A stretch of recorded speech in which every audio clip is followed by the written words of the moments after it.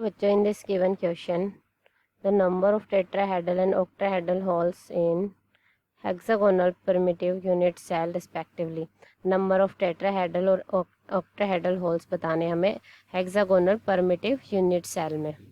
सो देखिए, hexagonal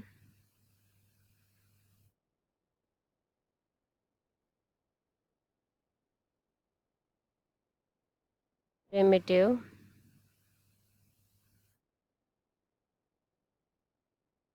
unit cell contain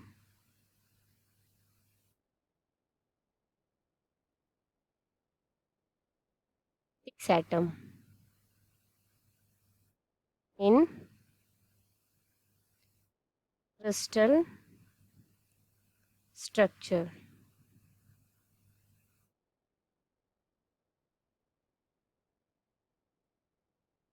hexagonal primitive unit cell है वो कितना 6 एटम है वो क्रिस्टल स्ट्रक्चर में कंटेन करती है. तो यहाँ पे क्या हो जाएगा, n इज इक्वल्स टू 6. जो हेक्सागोनल प्रिमिटिव यूनिट सेल है वो कितने 6 एटम कंटेन करती है क्रिस्टल स्ट्रक्चर में. तो n इज इक्वल्स टू यहाँ पे 6 हो जाएगा.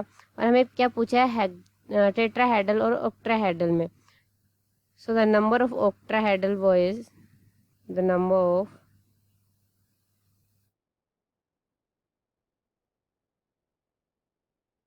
octahedral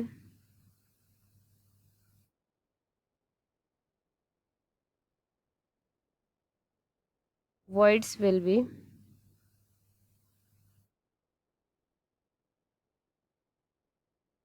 equal to the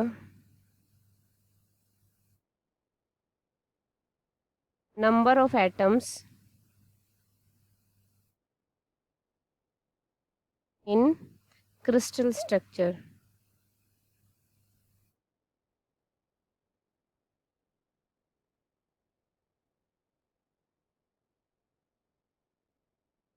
तो number of octahedral voids n is equals to कितना हो जाएगा, 6 हो जाएगा. हेक्सागोनल परमिटिव यूनिट सेल में 6 एटम कंटेन करता है, n इज इक्वल टू 6 हो गया.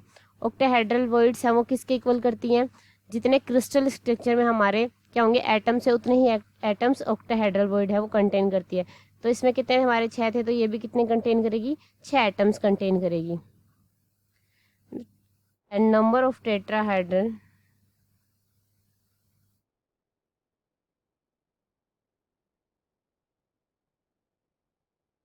voids will be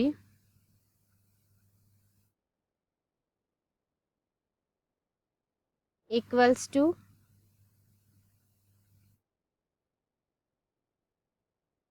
times of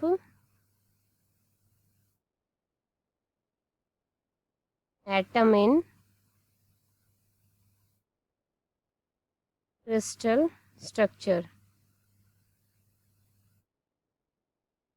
कितना हो जाएगा, नंबर ऑफ टेट्राहेड्रल वॉइस किसके इक्वल होती है, क्रिस्टल स्ट्रक्चर में जितने नंबर ऑफ एटम्स होते हैं उसके 2 टाइम्स, और ऑक्टाहेड्रल में जितने क्रिस्टल स्ट्रक्चर में नंबर ऑफ एटम्स प्रेजेंट होते हैं उसके इक्वल होती है, जबकि टेट्राहेड्रल में उसके 2 टाइम्स होते हैं. तो ये कितना हो जाएगा, 2 इंटू एन, एन कितना है 2 इंटू 6 यानी कि 12.